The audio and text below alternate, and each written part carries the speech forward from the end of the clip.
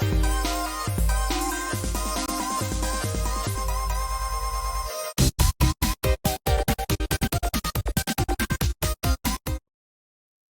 everybody, and welcome to Comics from the Future. I'm Andy. I'm Matt. We're here with Infinity Flux Comics out of Chattanooga, Tennessee. And this is our a little bit longer show where we show you some of the biggest and best books that you can pre-order by this weekend so you don't miss out on any of the comic goodness. Just head over to infinityflux.net right now and you can follow along or at your leisure and pre-order those books. Of course, everything you pre-order you get 10% off of, whether you shop in-store or have them mailed to you. We've got a big show for you today, but we wanted to remind you of something. Yeah, before we get started, we just wanted to let you know, in case you forgot, that tomorrow is free comic book day. Tomorrow, Saturday, May 4th.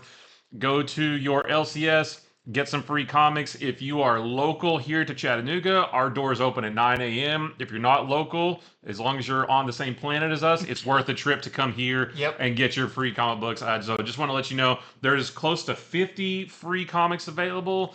So yeah, just grab as many as you can because there are a lot of good ones that are available tomorrow. We made a video about a week ago talking about all of them. Yep. So if you want to know what's available, go back and watch that. But yeah, tons of good stuff for free tomorrow. Pick up my book that I did the art for. And if you come to Infinity Flux, I'll be doing little sketches of Nubs on the cover for $5. So you get a little bonus something. Yeah, and if you're not local, you can actually purchase this from infinityflux.net.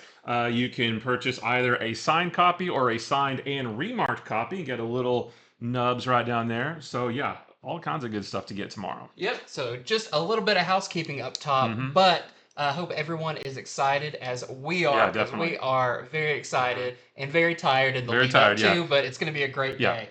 But this is also a great day because we've got our featured comics. We're going to start with Wolverine Blood Hunt #1. So Blood Hunt #1 came out this week. It was fantastic. And now we are starting to get into all of the tie-ins as well. So this one is Wolverine's tie-in. This is written by Thomas Waltz. The art is by Juan Jose Rip.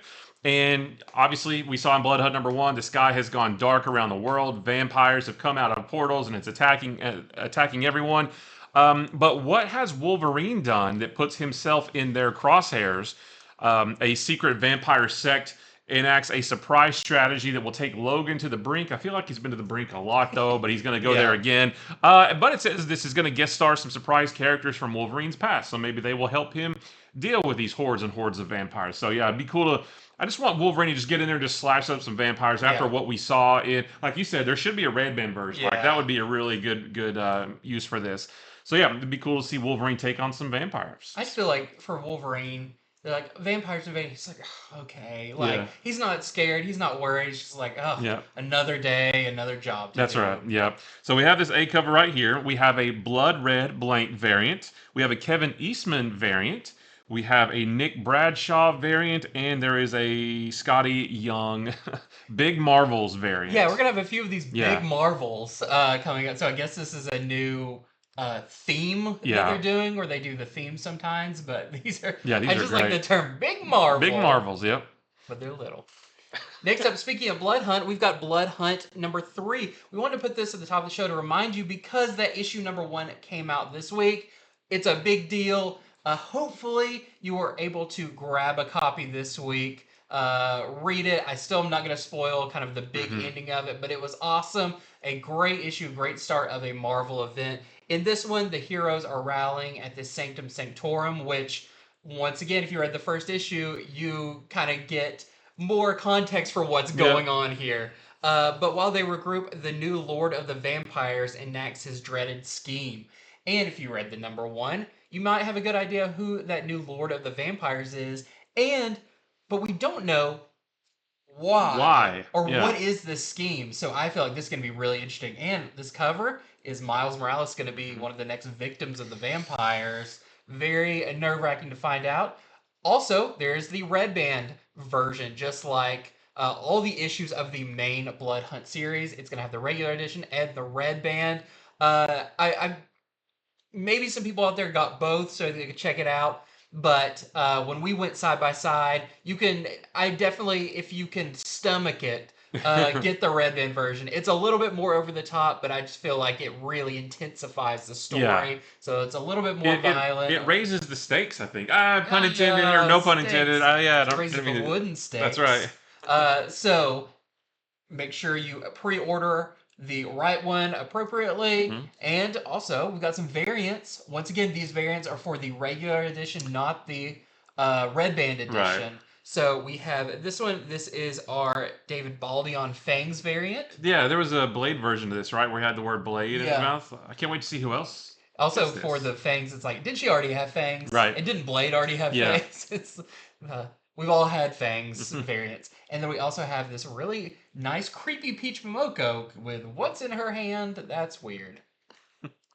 Well, next is Grommets. This is a new 7-issue series from Image Comics, written by Rick Remender and Brian Posehn, and the artist by Brett Parson and Moreno Dionisio. So this is set back in 1984 in the Sacramento suburbs. There are two best friends, kind of societal outcasts, but they find a home in skateboard and punk rock culture. This is going to be kind of an authentic look at 80s skater culture, but also a heartfelt story of two best friends kind of navigating the world, trying to find their place in a world that where they feel like nobody cares about them. So really excited, and quite a bit different than what Rick Remender usually does. Yeah. This doesn't sound like a crime thing or anything, just like almost like a slice of life. Yeah. You know, but set in the 80s, like that's my bread and butter. That's when I grew up too. So yeah, I'm really interested to read this and just see what it's all about. I'm excited for it. You know, Rick Remender's great. And this is the only cover as well. Yeah, yeah. I think there's some incentives, but the only cover. I love this artist. They've been working most recently, I think, on Tank Girl, Okay. and really awesome style. So I'm very excited to check this one out.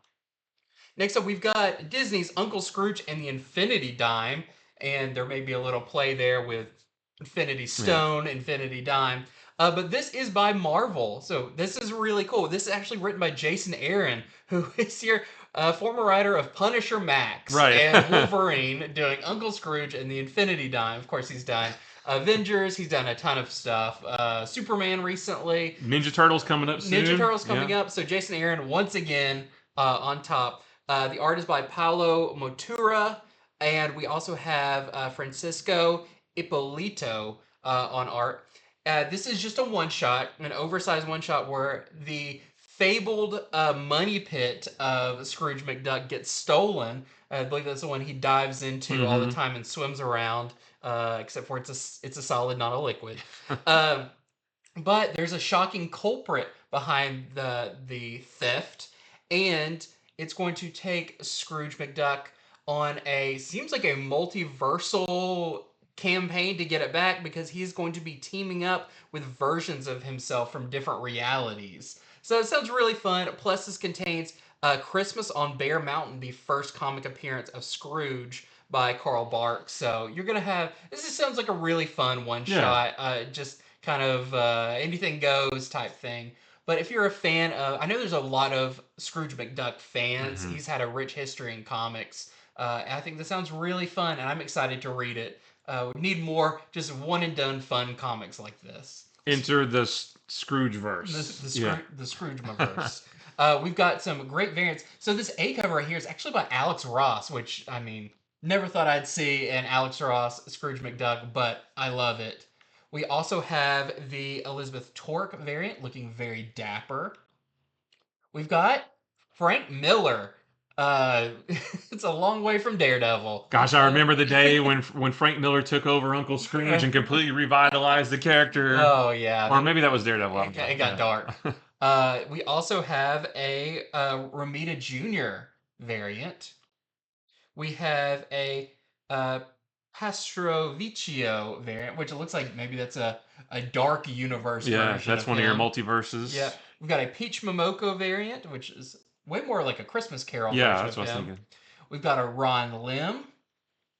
Of course, it's a #1 from Marvel. We've got a Scotty Young, which I believe it's an homage to, isn't it Thanos holding up? Is it? I can't remember. I'm not sure. I've seen this before. And then we also have a Steve McNiven foil variant, which it kind of looks like one of those things, if you cross your eyes, you see another picture. Right. Next is Power Girl number 9. Wanted to tell you about this one because this is a House of Brainiac tie-in. In this one, the Zarnians have seized control of Power Girl's neighborhood, and Crush offers herself up to be the one to try to reason with them. And I say try because it sounds like they don't really go for that, and instead they decide to add Crush to their growing number of hostages. So yeah, we had I think the issue before this was a House of Brainiac tie-in as well, and yeah, so now we have this one as well. So if you're trying to get all of the House of Brainiac books parts, don't miss this one as well. So this is our A cover, and then we have a David Talaski variant. Yeah, and this is a little lightweight for DC. There's no big number ones and stuff. We've kind of speculated they're waiting till after Free Comic Book Day, Absolute Power. We're going to be getting a lot of DC at that point. Yeah. So, enjoy some light DC weeks because I feel like later this year it's going to be big. For sure. Next up, we've got X-Men number 35. This is actually the back of the wraparound cover. This is where you can see more of the characters for this. But this is the final issue of X-Men for this volume. The final issue of the Krakoan era as well. So this is going to be really big. This is going to be a $9.99 oversized book. The ending of the Krakoa era. But what state is it going to leave the mutants in? You're going to get a little hint of that tomorrow for Free Comic Book Day when you check out the was it Blood Hunt slash X-Men? Yes, Blood Hunt slash X-Men will have a little story in it that you'll get a little bit more of an idea, but I feel like this is going to spell out pretty much how it leaves the mutantdom and kind of how the world is viewing them at this point. Yeah, because the X-Men story in the Free Comic Book Day book happens after this. Right. And it's nothing major, but... nothing major. You do get some hints of what stuff is going on, but I feel like this is definitely going to lead up to all of our new X-Men stuff that's coming, I believe, in July. So this is an all-star list of writers and artists that have been telling the Krakoan era of stories. So, you're going to have Jerry Duggan, but you're also going to have, I think, Gillen is going to be doing some of it. All of your people have been along for the ride, plus a story of family, which is an interesting way of putting it. A story of family by Chris Claremont, and a glimpse of things to come, and that's where I think you're going to get a better idea of the future of X-Men that we're all really excited for. Any Hickman? Is he coming back? I don't know. Under the writers, it was like kind of your main X-Men writers and various. Yeah, it'd be cool if he came back for like one last hurrah on a story arc that he began. Yeah. So we'll have to see, but excited about this one. Of course, it's a big issue. It's also legacy numbering Uncanny X-Men 700, so it all kind of lined up. But we've got our A cover right here, this really nice wraparound. We have a Betsy Cola Pride Allies variant. We've got, I like this one, the David Marquez variant, which is a reverse of X-Men number 1 cover, where they're going back into their hole. I was going to say, is it the reverse or is it them leaving? I think it's them leaving, yeah. We also have the Insignia variant. They've been doing these for a lot of the books. We have a Russell Dodderman trading card variant. We have a Scott Koblish wraparound variant, which it looks like this on the other side. It's a ton of characters. And, of course, another Big Marvels with Cyclops by Scotty Young.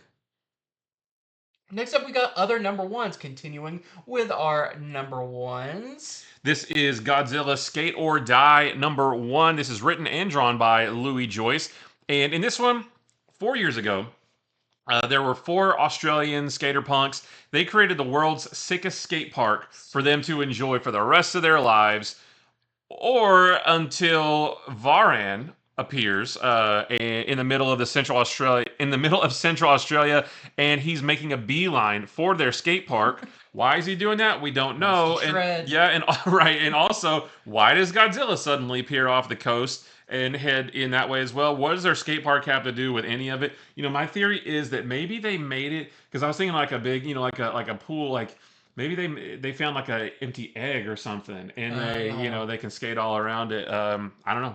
We'll have to wait and see. But I really, like you said, I really hope we see Godzilla skate. He's got to skate. He's got to grind on like the bridge or something. Yep. That would be cool. So we have our A cover right here, and then there is a B cover by Ba. And then there is also Godzilla. He's grinding on the roar from Godzilla, which is sick. I hope we see that. Like, I want this series to just be over the top, Just wacky, yeah, zany. Like, forget all of the, Godzilla -1 came out and it was all drama and serious. I want this to be completely the opposite and just be wacky, zany fun. that Godzilla has to fight his villain with a skate competition. That's right. Yeah, that's right. Yeah, we're gonna grind it out, bro. And then we have Godzilla, Best of Space Godzilla, and this is just a collection of some of the best Space Godzilla stories, just like it says right there on the cover. Yeah, this is really cool. I like Space Godzilla. I really like his design, and these are really nice collecting. Godzilla books, there's a lot of one-shots or a lot of that, so that they all pull them together in one thing is always really nice. Next up, we've got TMNT Usagi Yojimbo Saturday Morning Adventures #1. I'm really excited about this. I love Usagi in everything. He's one of my favorite kind of ancillary Turtles characters. This is going to be by Eric Burnham and Jack Lawrence. And in this, and it's just a one-shot, Usagi has been trapped in the Turtles version of New York for a while, it sounds like, because of one of Donatello's inventions that kind of trapped in there. And Usagi's learned to kind of deal with it, especially he really likes pizza. Yeah. That's the first thing the Turtles gave him when he was there. It's like, if you're here, you got to learn to eat pizza with us. It's a rite of passage. But finally, Donatello has his experiment fixed and can send Usagi back. And when he does that, Usagi invites the Turtles to come to his time and dimension, the kind of like animal Japan samurai time. But when they're there, they meet a new dangerous foe that sounds like you're going to have a team up with the Turtles and Usagi in his time. So very excited about this. It's super fun. I love even this cover. Just reminds me of maybe an old VHS tape cover you would get. So we've got we've got their A cover by Lawrence. That's your interior artist. And we have this Jones variant, which just looks like straight up you pulled that out of the animation. Yeah, it looks like an animation cell. Next is The Mammoth. This is a new 5-issue miniseries from Mad Cave, who are putting out some really, really great books lately. This is written by Paul Tobin. The art is by Arjuna Susini. And in this one, there's a myth in the town of Casbro that deep in the forest of Broke Tree Valley, there's something deadly, something mammoth. There are legends that speak of something larger than human comprehension, and supposedly it disappears for decades at a time, but now it is back. So 4 scientists are going to come to this small town to investigate a bizarre series of seismic activities, but things are going to go very badly for them if they cannot put the mammoth, whatever the mammoth is, back to rest. So we'll have to see if it actually is some kind of big monster, or is it something else that a myth has formed around. It was the friends we made along the way. Right, yeah, the real mammoth is the friends we made along the way. Yeah, I love it. So yeah, this sounds really cool. And like I said, Mad Cave's got some really good stuff, so this should be really good. We have our A cover here. There is also a Jessica Fong cover. And then there is a Kevin Wada. Nope, we don't have a Kevin Wada one. Okay, yep. Yeah, those were hard to get. Okay. So, anyways, next up we have DC Pride, a celebration of Rachel Pollack. And this is interesting because DC's already had their one big Pride issue that's been solicited. But this is a really interesting follow-up spotlighting the creator at DC, Rachel Pollack, who actually took over Doom Patrol from Grant Morrison and introduced the first DC transgender superhero. I always mispronounce their name. Caligula. It's like Caligula, but Coagula. That's it. Coagula. Coagula. Yeah. Coagula. But this reprints their iconic debut in Doom Patrol issue 70, along with the long unavailable one-shot Vertigo Visions, The Geek. And then I believe a new story with Coagula written by Joe Corelli, who was a longtime friend of Rachel Pollack. So it sounds like you might actually get some new content here, plus some reprints. So very cool and a great celebration of a classic DC creator. And just the one cover. Next up, we've got notable 2s and 3s, continuations of series that may have already started, maybe not, but we want to remind you to jump on board if you haven't yet. This is Batman Dark Age number 3 of 6, so we're halfway done here. And this series has been great so far. The first 2 issues are really great. This is retelling Batman's origin, but wildly different Let's say than. even retelling is like recreating. Yeah, just like starting from scratch. Basically, it's wildly different than what we've seen before. It's a lot like the Superman Space Age, written by Mike Russell, the artist by Mark Russell, excuse me, Mike Allred.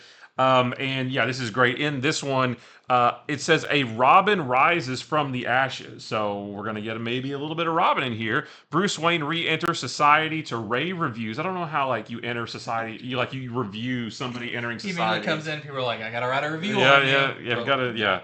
And then Carmine Falcone takes over Gotham, and Batman realizes that maybe the best way to win the war against crime is with allies.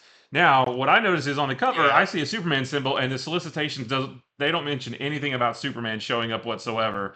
But I don't see Robin, but it says a Robin may show up. So I don't know. I don't know how that's going to play out, or maybe that's Robin wearing the S. Wow. I don't know. But you never know with the series. It's done some wild things so far. Everything that we've seen out of this series so far is so wildly different than any other Batman story, any other Batman origin. So we'll just have to wait and see. But I've been enjoying it so far. Looking forward to this. This is our Mike Allred cover, and then we have a Kevin Nolan variant. The classic. Mm-hmm. Next up, we've got Drawing Blood, number 2 of this 12-part series, co-written by Kevin Eastman, and very kind of based off of his career. At least maybe some things that were familiar. It borrows elements. It borrows elements from his career, especially the creation of these characters that went on to become phenomena, all that. But in this, Shane Book continues as he deals with monsters. He deals with and he stars in a documentary and falls in love, also sells his soul. And I put monsters, it's mobsters. Okay. But monsters would be a cool story too, though. Yeah, well, he created characters that were kind of monsters, but mobsters, really, really cool. I'm really interested to see this continue because just it kind of parallels to a comic creator that creates something that's such a big hit, where they want to make a documentary about you, all of that. It's just really cool to see that through this comic lens. So don't forget about that. We've got our A cover right here. We have a Ben Bishop variant and a Troy Little variant. That's his creations behind him, those ninja cats. Next is Blood Hunters number 2. So we haven't gotten the first issue yet. That comes out next week. We'll be talking about that on Monday. But this is one of the, I want to say this is a 4-issue miniseries that ties into Blood Hunt. This series, unlike all the other tie-ins, this series is actually an anthology series. So I believe each issue is going to have 3 short stories following 3 different characters and showing what they're doing during all this. So in this one, the first story just simply says, what happens when a group of vampires gets a taste of the Hulk's gamma irradiated blood? I think that sounds wildly interesting. The second issue is about Kate Bishop fighting vampires with the help of a mysterious new vampire hunter. So that's going to be cool too. We also know she's going to be in Avengers, right? Yeah, she's going to be she's going to be part of Avengers the next 3 issues. Mm-hmm. The next issue comes out next week. We'll talk about that Monday as well. And then also another story with Dagger and Elsa Bloodstone teaming up to face off against another group of vampires, but a new combatant enters the fray. But is she friend or foe? We don't know. We'll have to wait and see. Don't know who it is. But yeah, just another Blood Hunt tie-in with 3 different short stories. We have our A cover right here. Then there's a Declan Shalvey book cover variant. Yeah, very interesting book. I like that Hulk. He's fun. Yeah. Next up, we've got Universal Monsters, Creature from the Black Lagoon Lives, number 2. I really like number 1. I thought it was a really interesting new kind of installment. It wasn't a retelling, wasn't anything like that. It's a new story involving the creature. And in this, we catch back up with Kate Marsden, the journalist who went seeking this serial killer that tried to drown her in the past, but she's obsessed with taking this guy in. And in the last one, she came face to face with the creature as she was also maybe trying to survive. So this is going to continue where she's trying to figure out, what did I see was it even real, or was it because of the situation I was in? And she starts to uncover the kind of the clues behind that, as well as the killer that she's hunting. So very, very cool. I'm really excited to see where the series goes. I love that the creature is just watching this like fight happen from Yeah, like under the water, you know. it's a very, very cool Yeah. cover. So we've got our A cover right here, and we also have this really nice Francis Manipul cover. Yeah. Love his stuff.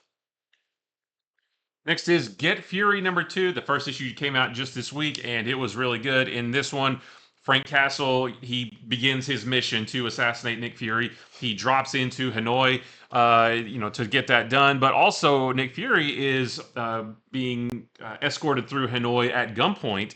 And what he finds along the way is truly horrifying. And with this being a Max title, I can only imagine what that might be. It could be anything, you never know. But a really interesting premise for this one, and can't wait to see what happens next. We have our A cover right here, and then there is a Goran Parlov variant. Next up, we got Robo Force #2. Issue #1 came out this week. A lot of fun entry in the Nacelle verse.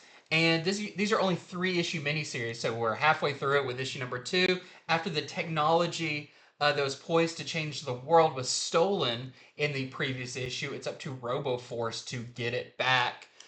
So very excited for this one. We'll be getting Biker Mice from Mars up next, so it's a really fun new universe to dive into. We've got our A cover here by Dustin Weaver. And we also have this toy variant, which these are made by Nacelle. Nacelle makes toys. That's kind of their main thing. And that's one of the new Robo Force action figures. Next up, we got cool covers. Oh, sorry. Making notes. Ghost Rider Final Vengeance #4. Just wanted to show you another of the Scotty Young big marvels. In this one, Johnny Blaze is going to go try to stop the Hood before he takes over Chicago's underworld, but it might be hard because the Hood now has the Zarathos demon instead of Johnny Blaze. So wanted to show you this cover. We also want to show you the Scotty Young Big Marvels cover, which looks hilarious, for Venom #34. In this one, this is a Blood Hunt tie-in, and vampires are, stalking the earth just like they are in all the other books. Lee Price, who used to be the host of the Venom symbiote, rises from the grave. So we'll have to see what he does there. And then there is also a Scotty Young Big Marvels variant for Carnage #8.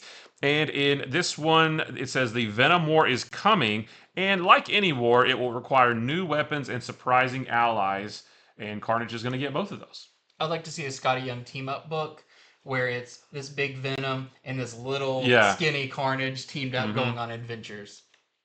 Next up, we got Amazing Spider-Man #51. This is going to be the return of we've kind of seen them along the way, but the return of the Sinister Six. Also, Green Goblin. So Spider-Man's going to have his hands full in this one. And this is leading to issue 52, which the cover of that is going to be Spider Goblin, which is kind of a thing we've been teased for a little while. But there's a chance that this story leads into that one. I'm just very interested to see what is going on with Amazing Spider-Man, because it's wild. There's a lot of moving parts. There's a lot of characters. So you don't want to miss out on this one if you're excited for all of those stories. So we've got our A cover right here by Ed McGuinness. We also have of course, the Disney What If variant with more Dazzler. We are getting so much Dazzler. Yeah, makes you wonder, Makes you real wonder if she's going to pop up somewhere. We also have a Scotty Young Big Marvels variant, that little guy. And we also have a Tony Harris variant as well. Next is What If Venom #5. This is the final issue of this miniseries. And in this one, the Venom symbiote bonds with Moon Knight, which sounds pretty cool. But it says, which of Moon Knight's identities will it connect with?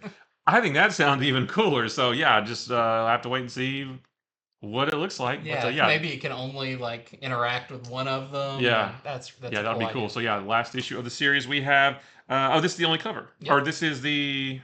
I don't know if this is the only cover, but this is the one we're showing. Yep. And then next up, we've got Star Wars #47. This is the Trial of Lando finale that's been going on for a few issues. What cards does Lando have to play left? We know he makes it out of this, but the way the story is going, you really wonder how he's going to pull it off. So we've got some cool covers here. This is our Chris Sprouse Phantom Menace 25th anniversary variant, which is in theaters right now, re-released, so that's a really cool timing. We also have the John Tyler Christopher action figure variant with naked C-3PO. And we also have the Phil Jimenez Pride variant as well.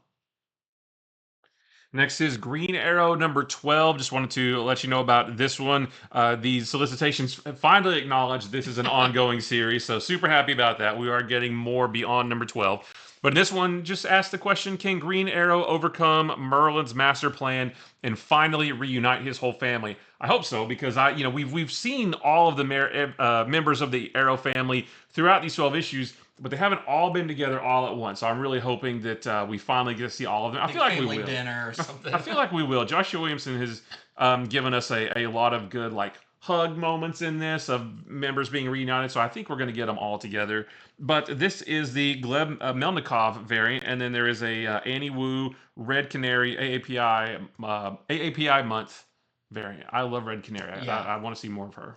I love this. Like their coffee cups are sitting there. They're just like hanging out. Yeah, it's a stakeout or whatever. Very cool. Okay, next up we've got Harley Quinn number 40. Just want to show off this really nice Lee Eric's Lee variant with Harley in her classic costume. So you know how all the solicitations are for Harley Quinn. They're written by Harley, so you try to make sense of those. They're just fun when they come out. Yep. So really nice Harley Quinn variant here for issue number 40. We're going to be at issue number 50 of Harley before too long. This is Flash number 9. This is the awesome John Jang variant. In this one, the Speed Force glitching out causes more chaos around the world. Another rogue is gifted with mysterious powers, and Barry reaches his breaking point. So that sounds like a lot for this issue, but at least you have this really cool cover to go with it. Also, Barry's been at his breaking point many times. That's right, yep. Wolverine. He'll be fine. Yeah, shake it off. Next up, we got graphic novels and more. We've got some really cool ones up next, starting with Hack/Back to School. This is the Zoe Thorogood miniseries, issues 1 through 4, all collected together. And this was a lot of fun. This brought a lot of people into the Hack/ universe that never read any of it. So stylish, just really, really cool. So you can get this one for only $12.99. That's one of the lowest prices I've seen in a while. All right, so next is... Tell us about this one. I'm really excited about this. So this is Absolute Justice. So this is actually one of my grails. So Justice, which is written by Jim Kruger and the art is by Alex Ross. This is my favorite DC story of all time. It's 12 issues. It was a 12-issue series simply titled Justice. They did an Absolute version of it once before. It's been long out of print, and now they are reprinting it in the Absolute form. This is going to be $125 and collects Justice 1 through 12. And this is if you are wanting to get into DC Comics or just wanting to read something, this is a great story to get because everybody is in this. And it's kind of like their Silver Age versions, but not like the goofy DC Silver Age stuff. It's a very serious story of the villains basically turning the world against the heroes by the villains make themselves look like the heroes of the world by fabricating this big world threat and then saying that they're going to save humanity, and they're blaming it all on the heroes. So they kind of flip the roles a little bit, and then of course the heroes have to clear their name and make everybody realize the truth. But it is so gorgeous, and like I said, there's so many characters in this. Every single classic DC character, from Superman all the way to the Metal Men and everybody in between. It's so good. The art is so good, and now they are re-releasing it in an Absolute version. Like I said, this is one of the things I've wanted for years, and they're finally reprinting it. I think is that good? That's good. Okay, that's good. I think you covered it. Yeah, but so I can't wait for this. Grab it. It's a great story, and the best way to read it is going to be in this nice, huge Absolute edition. Yep. Only $125. $120. Well, yeah, they're not cheap. But usually there's a lot of other cool stuff in there, and they're they're really big. Yeah, books. I'm not a big Absolute collector because $100 and something bucks for just a few issues usually isn't my cup of tea. But I will gladly pay it for this. Next up, we've got Somna. They are doing the hardcover collection. We were kind of iffy for a while. Was Distillery going to do collected editions? Yeah. But this is our first one for the Somna hardcover. Collects issues 1 through 3. Of course, they were kind of bigger issues. And a great story by Tula Lotay and Becky Cloonan. kind of set around the Salem witch trials and the witch hunts. It's a erotic romance horror. It's got it all in there. So definitely recommended. A lot of fun. So we've got our main one here, but they are also doing a direct market exclusive edition by Lotte here as well. And that is going to be $30, and the direct market exclusive edition, it says, is $75. Next is the Dazzler Omnibus. More Dazzler. Again, you can't, it just makes you wonder if she's going to pop up somewhere else, maybe in the next couple months. But this one is going to be $125, or I'm sorry, excuse me, $150. I looked at the wrong note. So this one's a little bit more expensive, but it does collect her entire 42 issue series that began back in 1982, plus just a bunch of other appearances that she had in other books from around that time. I think there's a couple issues of Amazing Spider-Man, and there's a bunch. There's a lot extra besides just those 42 issues. So this is going to be a bigger omnibus. So yeah, if you're a Dazzler fan, if you're excited about maybe where she might show up, this is a great way to read a lot of her stories. This is the standard edition cover, and then there is also the direct market cover, which is just the cover of the first issue from her 1982 series. Next up, we got a couple of cool Star Wars books. First off, we have Star Wars Darth Maul Black, White, and Red, #1, second printing. #1 of this was super fun, a kind of weird horror story where Maul is actually the protagonist, not the antagonist in this, and you're kind of rooting for him the whole way to get out of this very creepy ship he's stuck on. So if you missed it, definitely grab this one because it's a one and done story that's a lot of fun.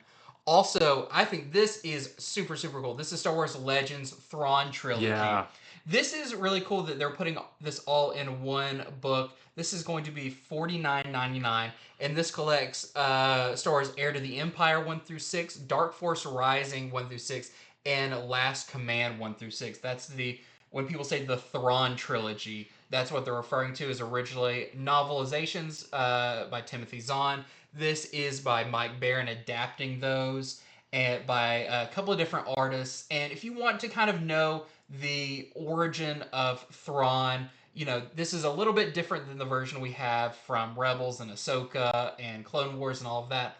But it's the kind of the OG, the original stories, and there's a lot of really interesting elements in here as well that they picked up on and used various places. So definitely recommend this one.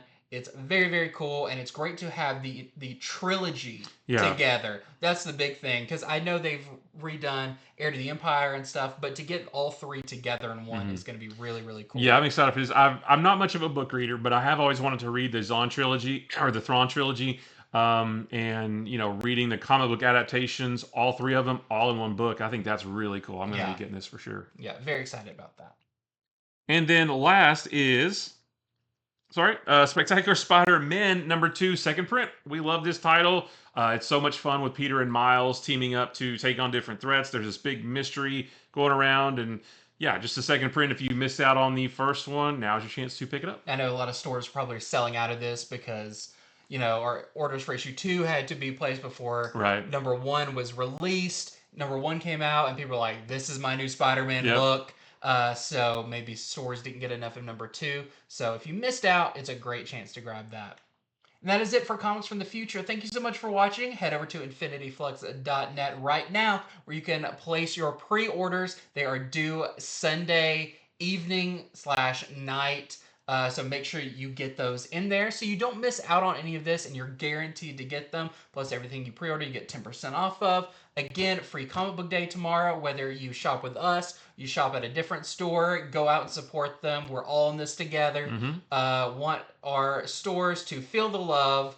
Go there, get your free comics, but also buy something while you're there. The books are not free for the stores. They're free for you. So they have spent quite a bit of money to set all this up. So show your love by giving back and find something cool there. Ask for recommendations. People at stores love getting those and love to help you connect with a book or something that you would really like. And if you're local to ours, I can't wait to see you tomorrow. And we'll be back on Monday with our reviews of the books coming out next week, and there's some really good ones. So stay tuned for that. If you made it to the end, drop us a little duck emoji for Uncle Scrooge. Yeah. How do you think that Uncle Like Scrooge? a duck and like the little money. Yeah, like a duck and a coin or something like that. Yeah. Absolutely. So until next time, See ya.